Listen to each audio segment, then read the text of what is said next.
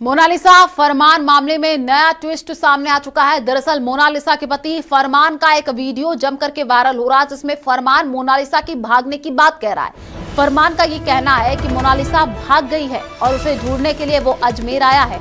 हालांकि न्यूज 18 इस viral video की पुष्टि नहीं करता है। तो एक बड़ी खबर आपको बता रहे हैं, फरमान ने मोनालिसा के भागने की बात कही है, वो वीडियो भी सामने आया है। मोनालिसा भाग गई है, फरमान खान की तरफ से भी कहा गया है।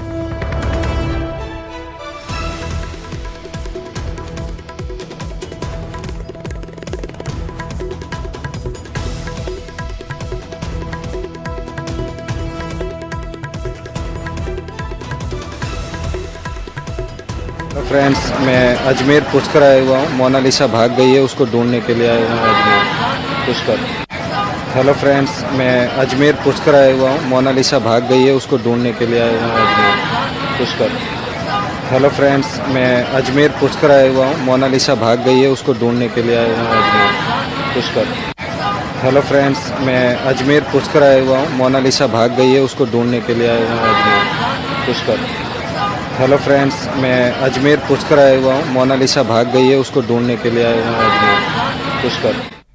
अजमेर और ब्यावर वासियों के लिए जरूरी और काम की खबर है। जी हां, आने वाले भीषण गर्मी में आपको पानी की बूंद बूंद के लिए ना तरसना पड़े, इसके लिए जलदाय विभाग ने एक बड़ा कदम उठाया है। बीसलपुर की मुख्य पाइपलाइनों में हो रहे बड़े रिसाव को रोकने और पूरे सिस्टम को दुरुस्त करने के लिए विभाग की ओर से 30 घंटे का महा शटडाउन लिया गया है। ऐसे में कहां रहेगा इस शटडाउन का असर और विभाग की क्या है आगे की तैयारी, आपको दिखाते हैं इस रिपोर्ट में।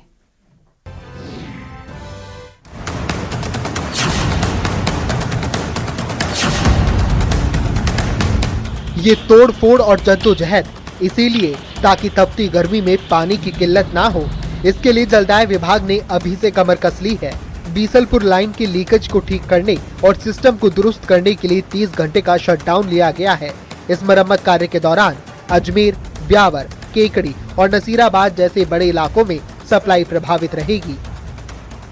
ये शटडाउन लेने का कारण तो ये रहा कि ये नसीराबाद और अजमेर के बीच में बीर चौराहे पे एक एयरवेंट 5 में लीकेज है, जो पहले छोटा था, अब वो बड़ा गया, बहुत ज्यादा पानी वेस्टेज बनने लग गया, तो ये बड़ा जरूरी हो गया।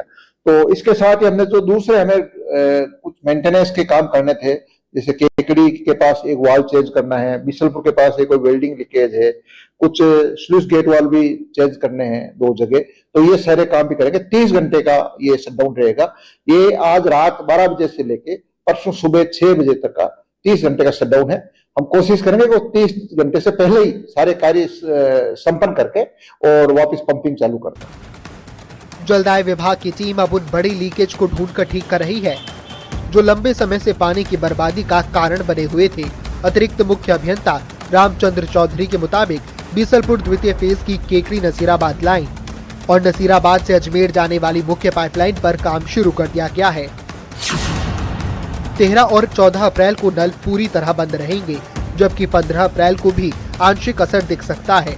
विभाग ने कंटिजेंसी प्लान लागू किया है। लोग समय रहते पानी का पर्याप्त स्टोरेज कर ले। प्रभावित क्षेत्रों में टैंकरों के जरिए जलापूर्ति की व्यवस्था की गई है।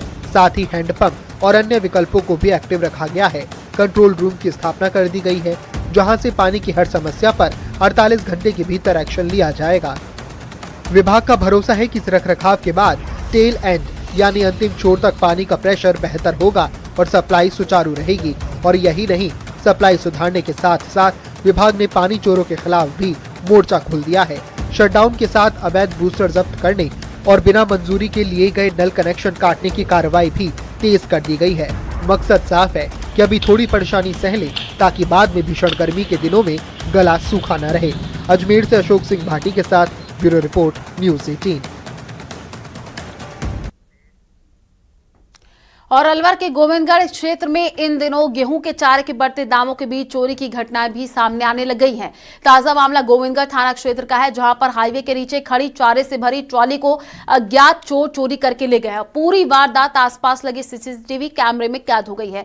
पुलिस के अनुसार पीड़ित तैयब खान ने रिपोर्ट दर्ज करवाई कि वो गेहूं के चारे में भरी अपनी ट्रॉली को दिल्ली मुंबई सुपर एक्सप्रेसवे के पुलिया के नीचे खड़ा कर ट्रैक्टर लेकर के घर चला गया था और ट्रॉली को सुरक्षित स्थान पर खड़ा किया गया गया था, लेकिन इसी दौरान अज्ञात चोर मौका पा करके जो है ट्रॉली को चोरी करके ले गए हैं। पीड़ित ने आसपास लगे सीसीटीवी कैमरों की फुटेज देखी, उसमें एक व्यक्ति ट्रैक्टर लगा करके ट्रॉली को ले जाता हुआ साफ तौर पर नजर आया।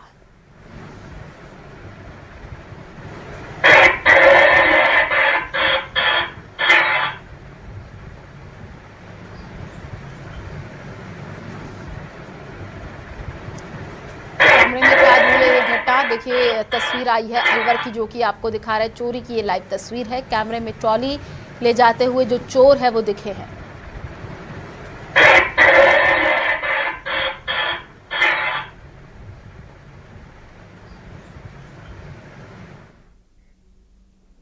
और खैरथल तिजारा जिले में दिन दहाड़े हुई सनसनीखेज फायरिंग के मामले में पुलिस ने बड़ी सफलता हासिल कर ली है। टोल प्लाजा विवाद और आपसी रंजिश में हुई इस वारदात के मुख्य आरोपियों को आखिरकार पुलिस ने गिरफ्तार कर लिया है।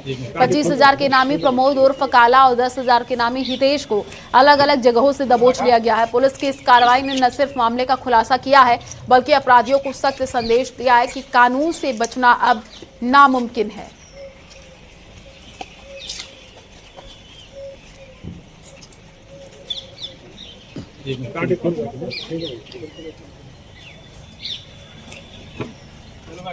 $25,000 का इनामी प्रमोद उर्फ काला और 10,000 का इनामी हितेश को आज गिरफ्तार किया गया है।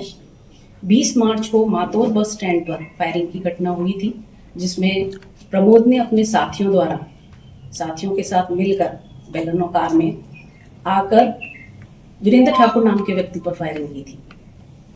बेसिकली क्षेत्र में वर्चस्व की लड़ाई, अपना वर्चस्व स्थापित करने के लिए और मातोर टोल प्लाजा पे हिस्सेदारी रंगदारी के रूप में ये फायरिंग की गई थी। जो प्रमोद काला है ये आदतन अपराधी है। इसके विरुद्ध दिल्ली में 6 प्रकरण और राजस्थान में कुल मिलाकर दर्जन भर के प्रकरण इसके दर्ज हैं। शिक्षा मंत्री मदन दिलावर आज कोटा में एक अलग अंदाज में नजर आए, जहां पर उन्होंने कोटा बूंदी लोकसभा क्षेत्र के सरकारी स्कूलों के प्रधानाचार्यों से सीधा संवाद किया है।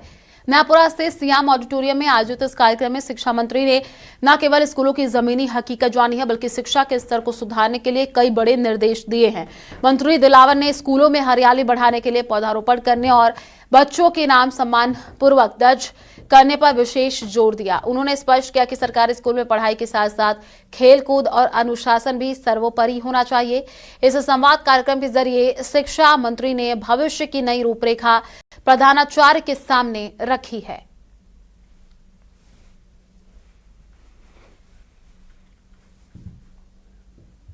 ये पहले नहीं होता था, हमने सोचा कि संवाद होना चाहिए ताकि एक दूसरे की समस्याओं से हम परिचित हो सके और उसका समाधान हम कर सके।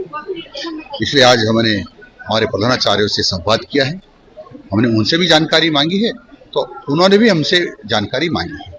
हमने एक दूसरे के विचारों का आदान प्रदान किया है। क्या उद्देश्य रहा है इस कार्यक्रम को लेकर? क्या सोच रहे थे, क्या उद्देश्य है इस कार्यक्रम का? आपसी संवाद होगा तो कुछ अच्छा ही निकलेगा। मंथन होता है तो कोई अच्छा निकलता है। कई सुझाव